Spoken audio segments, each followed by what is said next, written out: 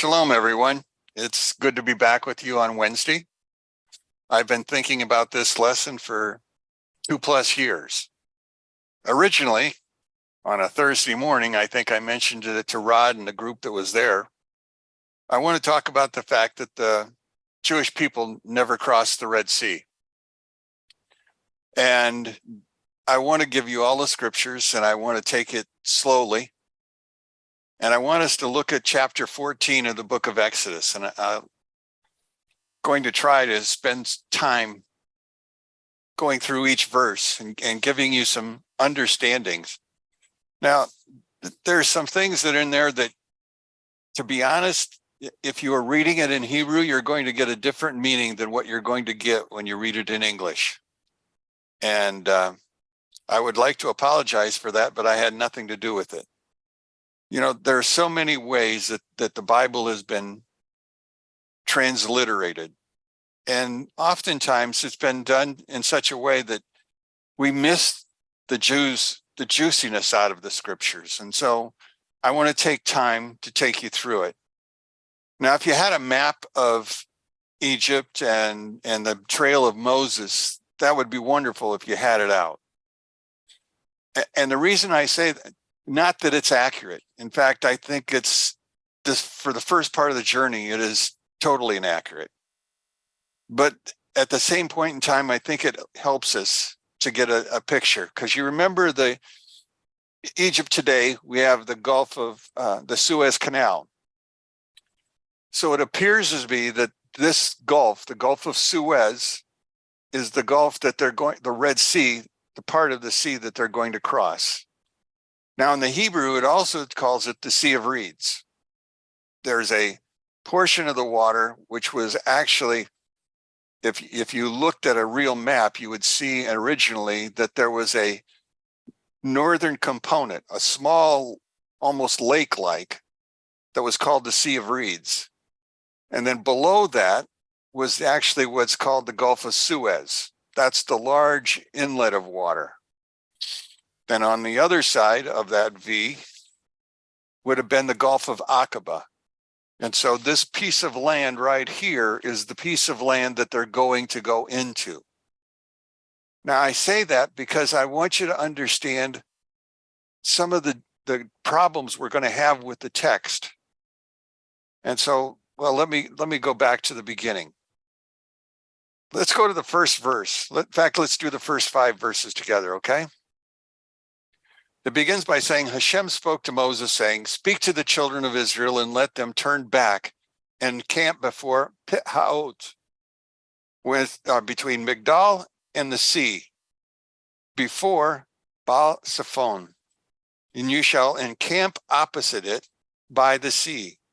Pharaoh will say to the children of Israel, they are imprisoned in the land, the wilderness has locked them in, and he shall strengthen the heart of Pharaoh, and he will pursue them, and I will be glorified through Pharaoh and his entire army. And Egypt will know that I am Hashem. And so they did.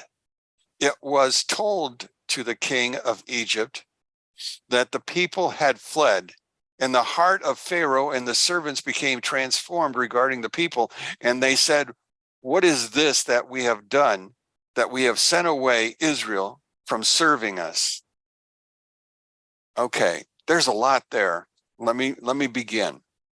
First off, the city that's named Pi-Hitarot. We don't know where it's at. Baal-Zephon appears to be a god of some sort that was on the opposite shore of where they were going. We also know that there was Migdal. Well, Migdal in Hebrew is a tower. So they're going to camp between a tower and a city and also a body of water. That's where they're going to camp. Now they left, if you go back to chapter 12, they left from Ramesses, which is in the area of Goshen. And instead of going north, they end up going south, because God does not want to take them through the Philistine territory, because he doesn't know how they will manage to deal with the Philistines. Now, what we don't have in the text was a historical record that talks about the fact that the Jews in the tribe of Ephraim attempted to go north through the Philistines to get north. 200,000 of them was said to be the number. And of the 200,000 of them, they all died. The Philistines massacred them all. So God didn't want to take them north, he took them south. But then the question is, how far south is he going to take them? That's the real struggle. Because you see, they could have just simply walked straight east and would never have had crossed any water because it's all desert. But they don't. God takes them south, either past the Sea of Reeds and further down. Now, when you go down the what we would call that gulf that's there, the Gulf of Suez, you have places that are thicker and places that are thinner. Again, it's a shoreline. Now remember, he's leading between 2 and 3 million, that's with an M, people. Now it's been 7 days since they left Ramesses or the area of Goshen and have gone south. Now it appears as though they're just wandering. Pharaoh knows it. Then the question comes to mind, how did Pharaoh end up knowing where they were? Did they send up a smoke signal? The answer from the Jews is in a midrashic writing, they said that actually there were what was be called the Erev Rav, the mixed multitude, the Gentiles who were going with them. Some of them were actually Egyptian spies. Seeing that it was going nowhere, went back to Pharaoh, trying to get some sort of a break in, I don't know how, financially or whatever, went back and told Pharaoh, they haven't left yet. They're just south of you. So Pharaoh, again, grabs his men because they decide they need to have the servants. And I want you to look at 6 and 7 for a second. He harnessed his chariot. He attracted his people with him. He took 600 elite chariots and all the chariots of Egypt. Time out. Where did he get the horses? Where did he get the horses to man? And understand, the elite chariots were chariots of 4 horses each, and they carried a small soldier army. They would be the half-tracks of today. The regular chariots are 2-man chariots, a driver and a bowsman. Those would have been the 2-man chariots, but he had 600 times 4, that's 2,400, plus whatever he had in the other. Where did he get 2,400 horses? The Midrash says that when it came told to them that the land was going to be destroyed by wild beasts and all of the other things, that the people who understood the Jews and understood what was happening took their livestock into the house or into a stable and got them out from outside. And so there were enough horses that he confiscated, and everybody had their teams completed. So now you have all of these people in pursuit, but they're 7 days behind. Now, as the story goes on, then what we're going to be watching is they catch up quickly, evidently, and they trap the Jews by the water.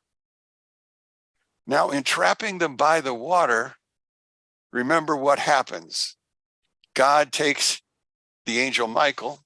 In fact, why don't we go back and look at that for a second?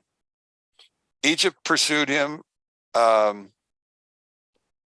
do I want to go? Well, anyway, let me tell you then, because I know it's in here somewhere. I read it just today. The angel Michael would have been leading the procession because the angel Michael is the guardian angel of Israel, along with the column of fire, along with the cloud. Now the cloud was in front of them and moved behind them, creating a shield between them and the Egyptians when they finally caught up with them. Now understand, the Egyptians couldn't see them anymore because of the cloud. So Pharaoh had the men shooting their arrows into the cloud, attempting to kill as many Jews as he could possibly do that way. Which reminds me of the story of the Saddam Hussein and the first Gulf War. Prior to the first Gulf War, Saddam, understanding that he's outflanked, didn't hope to attract the other Arab nations to his side. And so he declared a holy war against Israel. And he began to fire Scud missiles into Israel. He fired 39 of them, by the way. Of the 39, none of them hit a building. None of them killed a man or a woman or a child. They missed everything. They exploded in the desert. Some people say, well, they exploded in the desert because they had bad systems, and they weren't very good. But understanding, they said those missiles were good missiles, and their guidance system was a good guidance system. But nobody was willing to give God the credit for actually doing what he would have done. But anyway, so they fired their arrows into the cloud. Again, the arrows caused no damage, never went through. As we're going along then, we have them trapped. Understand, he's got 3 million people, and he's going to take them through a body of water. Okay, that's the easy part. Well, it's not easy. How do you move 3 million people through a body of water? Well, we learn in the scriptures that let's go to the scriptures. First off, let's go to 13. It says, Moses said to the people, do not fear because of what was going on. Stand fast and see the salvation of Hashem that he will perform for you today. For as you have seen Egypt today, you shall not see them ever again. Hashem will make war for you, and you shall remain silent. Now, what's missing from here is the understanding that the Jewish people at this point in time were totally divided on what to do. In other words, they weren't listening to Moses at all, outside of the fact that they wanted to tell him, why did you bring us out here in the wilderness to die? Some of them just simply wanted to turn around and walk back and surrender. That was the easy group. Another group wanted to simply jump into the water and commit suicide. A third group says, whatever weapons we've got, let's turn it on them and let's take out as many Egyptians as we can before we die. And the fourth group said, well, let's just pray. Moses didn't listen to any of them because he immediately says, he told everybody, Hashem will make war for you. But look at verse number 15. Think about what's going on in Hashem's mind. Hashem said to Moses, why do you cry out to me? In other words, what was going on in Moses' head after he told them God was going to take care of them? He still wasn't certain himself what to do. He knew what the results should be because of everything that has already been done. The 10 plagues, the miraculously moving them out together, 3 million. And then he says, speak to the children of Israel and let them journey forth. And you lift up your staff and stretch out your arm over the sea and split it. And the children of Israel shall come into what? Dry land? No. You will come into the midst of the sea. Now, I want you to see this verse because you're going to see it again. And you're going to see it again. So he's telling them, Moses, I want you to stretch out your arms and open the sea. Okay, how wide do you want it open, God? Well, wait a second. I have a better plan. I want you to divide your congregation of 2 or 3 million into families, into clans. You have the clans of Joseph, you have all of these other clans, and you also have the Gentiles. Joseph's clan at this point in time was simply one group, Ephraim and Manasseh. So there were 13 tunnels that are going to be made through this water. 13 tunnels. Okay. Now you've divided them into 13 and 13 tunnels. How wide do the tunnels have to be? Well, according to the Midrash, each tunnel was 12 mil. In Hebrew, the mil actually was not a number until the Romans invaded. You know the word mil?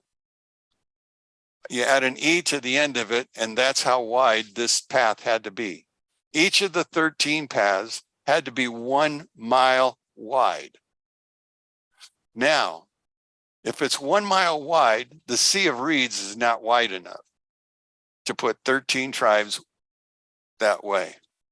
They can't be at the tip of the Gulf of Suez. They had to be further down. They had to be deep into the land itself. 13 paths were now made, and the people had to go in. Now, everybody recognizes, because I watched the movie 10 Commandments just like everybody else, and I saw it every Easter. I don't know how many years in a row I got to watch it. But anyway, after watching it for so long, I understood that all of these paths are going to be wide enough and everybody was going to walk through. But the problem was the paths were already dry because there was a wind out of the east. And the wind out of the east troubled the waters. Well, actually, in Hebrew understanding, the winds of the east are actually winds of trouble, of death. Death was going to happen. So the waters are now troubled. But the waters are troubled from east to west. If the waters are troubled east to west, and the water itself is north and south, what does an east wind actually do to stack water left and stack water right? It doesn't. It's only when he stretched forth his rod, only then did the waters part, and they parted in 13 places, 1 mile wide.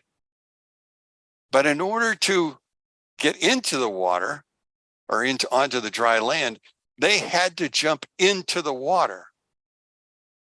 Now, there's a story that says in Nachshon, who was Aaron's brother-in-law from the tribe of Judah, he jumped into the water first. Now, there's another midrash that says, no, he wasn't the first one in. The Benjamites were the first ones in. And he was mad because they jumped in first because his tribe should be leading. After all, we're the lion. So both tribes now are jumping into the water. Understand, their action will stimulate others to do the very same thing. And soon all 13 paths are now open. The reward for the tribe of Benjamin and Judah will be to divide the Temple Mount. You see, the Temple Mount actually has a C-like and a hook in the center. The hook in the center is the land of Benjamin. The land on the 3 sides is the land of Judah. So the Temple Mount really is in the land for both places. What God has done is rewarded those 2 tribes for their act. Now remember, when they left Egypt not saints. Many of them had never performed a mitzvah, done a good thing. They were slaves. They only did slave things. Now they're being tested in such a way that it's beginning to change their inner being. And so they jump into the water, acting upon the words jump, because they're going into the midst of the sea. And when it says they're going into the midst of the sea, it's batok. Batok. Bet, tav, vav, and a kaf. Batok. So they're going into the sea, and as they're going into the sea begins to dry up. So the first ones in are actually building this path. The path wasn't there. The path was only there when they went into the water. That's when it began. Now, with the path now in the water, they begin to walk across in their 12 clans, 12 clans plus the mixed multitude of Gentiles that were going out with them. All of them were going into the water. All of them were making a trip. Now, the problem is we saw in the 10 Commandments where they crossed the sea completely. I want to tell you right now, they did not. They will not cross it completely. In fact, they will go out, turn north, and then turn west again and come back. Now, I get that from the 3 times that 22 is written into the text, because you see it's here in 22, it's later on in chapter 15, chapter 14 and verse number 29, and then in chapter 15, verse 12, or verse 19. So it's there 3 times. And the reason is because they're going to walk out so far and they're going to hit a wall. I want you to look at 29 for a second. It says, the children of Israel went on dry land into, the word is into the midst of the sea. Do you see that? We don't normally read that. It says in, but it's the same word, batak, into. They walked into this water. It stopped. Now what do? They walked, they turned left at the corner, and they walked north. Now, if you continue on and you go to chapter 15 and verse 19, it tells you in the very end, it says, Hashem turned back the waters of the sea upon them, but the children of Israel walked on dry land into the sea again. 3 times they walk into the sea. 3 times they must have changed direction. And in changing direction, according to the Midrash, they moved right back onto the land. They never crossed the sea. They only went out far enough to drown the Egyptians. That's all the farther they're going to go out. And that's God's plan, because you see, God originally, that was the whole intent. You're going to watch your enemy drown and you won't have to see them ever again. So that's what this whole process is about. It's also about building faith. Batucha, the fact that they had no trust in God. Why would they? Many of them hadn't heard of God for hundreds of years. That's 210, so that's actually the last 85, when they began to lose God. So many of them have never experienced what the Levites were experiencing, because you see, the Levites were still allowed to study Torah. They were not put into press to slavery like the rest of the tribes. And so they had an entirely different slant on what was going on. But all the tribes went out into the water and they turned. Now, you have 12 half circles. If they all entered the water at the same time, one of the half circles that's only going to turn left twice is going to get there long before the outside half circle. That's the mathematical problem of this. The inside circle gets there sooner, the outside circle doesn't. Oh, well, let me add some more midrash to this story. This is from Shmot Rabbah. Shmot Rabbah is considered to be the strongest, best source that you could use if you're going to go to a midrashic source on this. But anyway, here's how it goes. They jumped into the water, and as they were going through the water, the families were following, and you have kids. I had kids at one time, but mine are grown and they're not at home now. And so I can only go by the memories. And I know that when we used to go to my wife's mother's house, which was 5 hours away, it was no more than an hour and a half in. They were tired of their coloring books and whatever else they brought. And the first thing they said was, I'm hungry. I want to eat. Well, here you are walking through water. Where in the world are you planning on stopping at a McDonald's? There wasn't any McDonald's. There was no Burger King. There was nothing.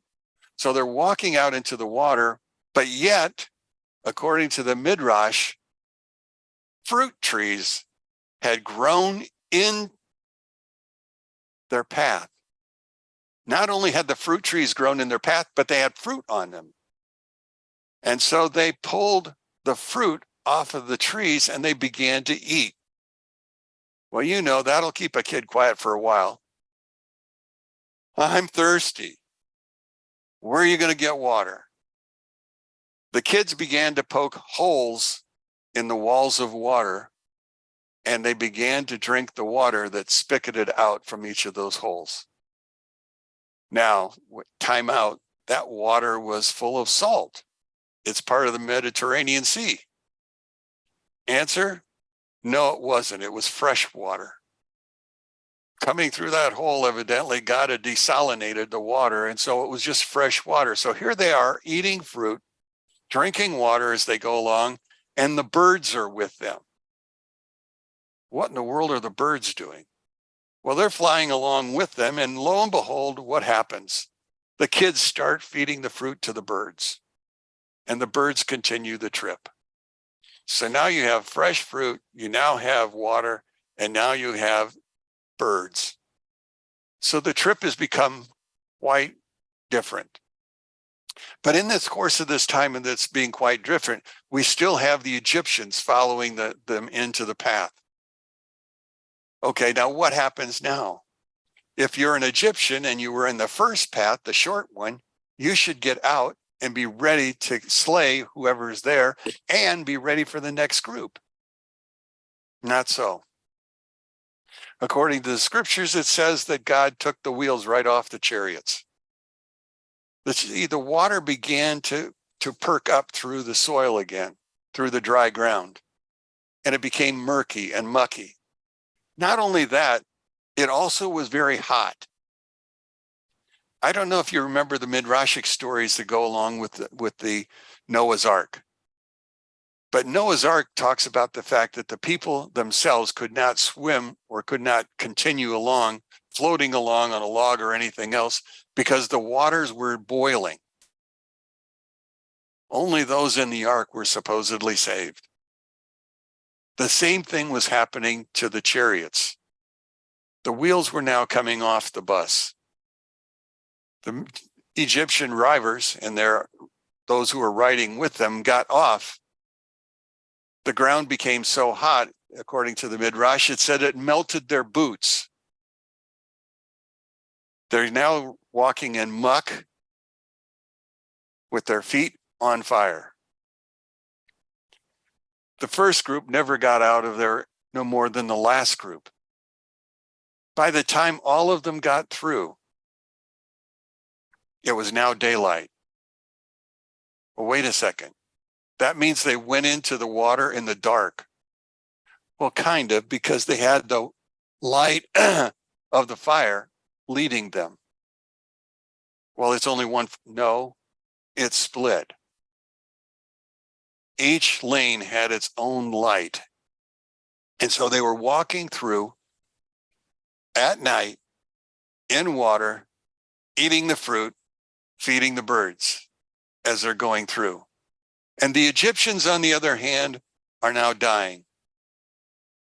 In fact, when they finally finish, remember, Moses is told, close your hands and shut the water off. And the water then came down upon them. Now, all of them are in the water. Now, we have to remind ourselves, first off, how tall were the banks of water on either side? Well, according to the writings, they were several 100 feet high. Well, if they're several 100 feet high, that means there's a lot of water there. And if there's a lot of water there, that means they can't be going near an edge. They've got to be out towards the deeper end, crossing there. And as they're attempting to cross, the walls of water are there. The Egyptians are out in the water. Well, where's Moses? Where's Moses at? There's two opinions. Nobody knows for sure. One opinion was that he followed the Levites through, and he was therefore the first group through. And as he was the first group, then he could be already on the land to close his hands. Others said he didn't go through at all. He just simply stayed on the high hill, almost like in the story with the Amalekites at Rephaim, when he was simply there and Aaron and Hur held his hands up. And as long as they did, he was able to win the war. Either way, that's where Moses was. The next question you might ask is, what happened to Pharaoh? Nobody knows. Somebody believes, or some of the writings say that Pharaoh was the only one who didn't go into the water. He sent everybody else in, but he stayed behind. And so he was the one who went home to tell everyone what had happened. Now, to make the sad ending even sadder, when Pharaoh went home, he informed everybody what had happened. Egypt is now penniless. It's now starving. It has no army. And it's about to get invaded by the Hyksos, a tribe from down in Libya, who would come down and basically slaughter the Egyptians. That would be the end of that campaign. Besides slaughtering them, they did make slaves out of many of them. But the nation of Egypt will never rise to what it was during the days of Pharaoh. Never get back to that point. So we have, the story really is not about going through the water. The story really is about the idea of trust, developing trust in the people, developing their first look at moving from depravity to God. Because you see, on this route, they're going to take 50 days when it's all said and done. They're going to raise their spiritual level. And it begins here with the understanding that they are now moving through water that they shouldn't be moving through, and that they're trusting God to carry them through. It also is going to tell us something else. It's going to tell us about the hidden world and the revealed world. You and I live in a revealed world. We look around, we can see what's here. When you look at the water, what do you see? You see water. You don't see the world that's underneath the sea. You don't see all of the new creatures that are being discovered as they begin to explore the depths of the oceans. You don't see everything that's there. The same thing is true when we put this into physical terms and spiritual terms. We don't see spiritually what goes on. We don't understand completely what God has been telling us all along. That's why we go back through the Torah over and over and over again, getting new ideas each time we go through, learning more about the spiritual, spending less time talking about the physical. One last thought, and it's a metaphor, and it's a metaphor for reality. And I wrote it down so I wouldn't forget what I was going to say. Here it goes. A metaphor for reality. Everyone has an overt or an open reality that is laid out before us. But we also have a hidden reality, which is called our potential.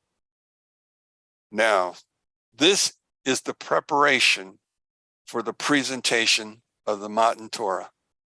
We're preparing now for what's going to happen in the next episode. And we do this every year we go through the Torah. We're to be about, when I create my lessons, I want them to be about meditation. I want them to think upon it, to meditate over what's being said. When you read the text, I want you to meditate over the text. What new is God going to open up for you? Well, remember the water was split in order to show the potential of the land. the land under the sea, not the land around them, but the land under the sea. The land under the sea had the potential to create trees that grew fruit. In the ages to come, according to the book of Ezekiel, there will be a river that flows from the throne of God in the temple all the way out to the Jordan, down to the Dead Sea, and the Dead Sea will become a living sea. But not only that, on both sides of that river, what are going to be found there? Fruit trees. Fruit trees. It goes, I go out of, I don't want to get off too far from that. Anyway, so we have miraculous trees growing. The trees go forth its potential in its fruit. The fruit came forth and its potential for the children. The children fed it to the birds who gave them their potential. Whose potential? The men. You see, in chapter 15, we have the story of the singing that Moses' men did at the sea after Egypt drowned. But there were two songs that were created there. One was the song of Exodus, and the second was the song of Miriam. Now, I don't want to tell you guys, but the women are far more spiritual than the men, and they think in an entirely different way. When Moses says, pack up, let's go, the men grab their chainsaws, their axes, all of the equipment that they thought they were going to need for the trip. When the women packed up, they got their togethers together, and they brought musical instruments. So when we get to the other side, here's the men. Oh, Kelly, quiet. Yes, for the women. No, the idea is the women themselves were singing in one group. The men were in another group. The men were singing, but they had no musical instruments. Nothing. You see, they didn't plan on singing. They only planned on work. The women planned for everything. And so they brought with them musical instruments for their songs. Not only that, God was not about to let the women outdo the men. So what did he do? He had the birds singing with the men. So there was background music. May not have been the music that we would have normally picked, but it would have been background music that would have gone with it. God used everything in that story, and it all comes back to that very same thing. Everything's about potential. Your potential and the potential of everything that's around you. All we have to do is keep our eyes open to see what there is. Okay, my wife said I had to talk longer than 30 minutes, and I did. I talked 41. So I feel much better about myself, and I hope my wife does too after I get off the air. But anyway, anybody have any thoughts, questions about the Parsha, anything they want to talk about?